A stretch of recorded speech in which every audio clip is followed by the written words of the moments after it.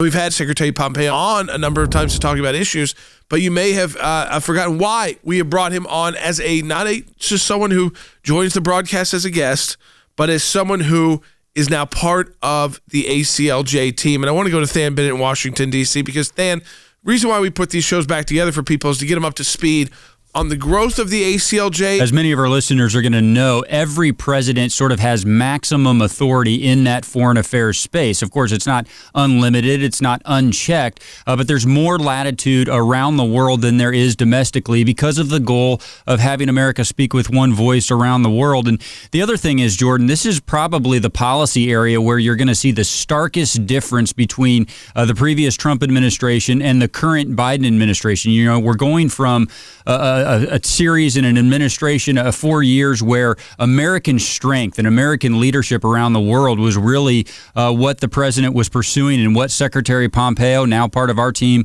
they were pursuing. Jordan, now we're having a return to the Obama administration policy of appeasement around the world. So there's going to be a dramatic shift.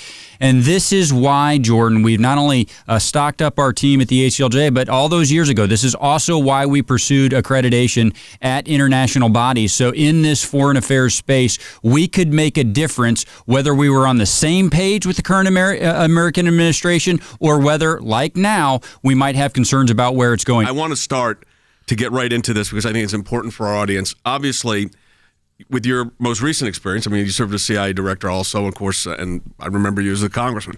But as Secretary of State, I want to get into kind of globally how you – obviously there's a shift in policy now. We know that shift's going to be real. We know that there's going to be implications. How do you see if you're looking at a world map right now, what do you see?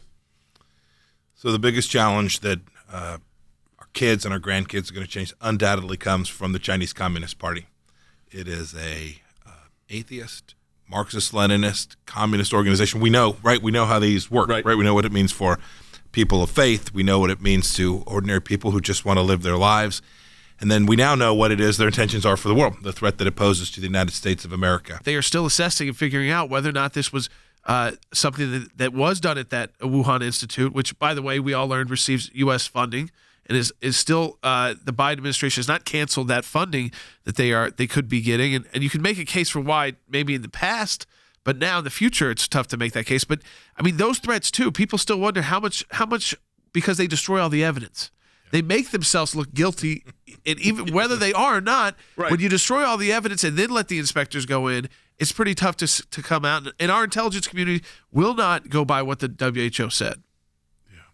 So there's three things we know for sure about this virus with respect to China. First, that's where it began.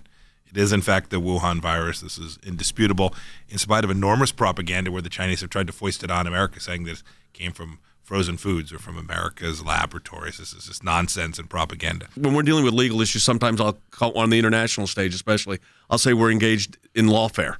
You got these regimes utilizing the usually international tribunals to get their way. And it's a form of warfare, but it's without bullets. It's in the legal process. The Chinese, the threat to me, as looking at it, is you've got both an economic threat and then the political threat. And then there's kind of the global aspect of that is their desire, and they've been always very clear about this, is they want control. Yeah. No, we should never forget. So the economic piece of this has an enormous national security implication because it turns on the most capable high-end technologies that the world knows, whether it's artificial intelligence or machine learning.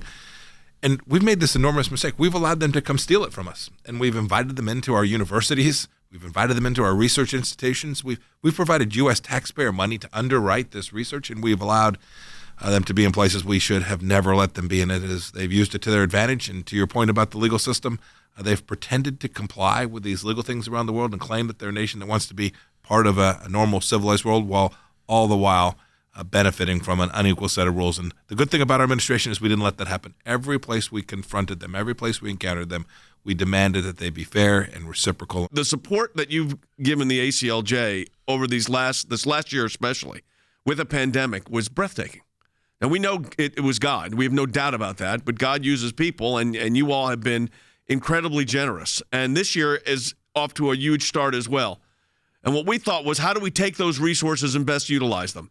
And to best utilize them, we were able to retain for the ACLJ, for the broadcast, but also in our legal work, our new senior counsel for global affairs, former Secretary of State Mike Pompeo. Because of your support of the ACLJ, that is possible and has actually happened.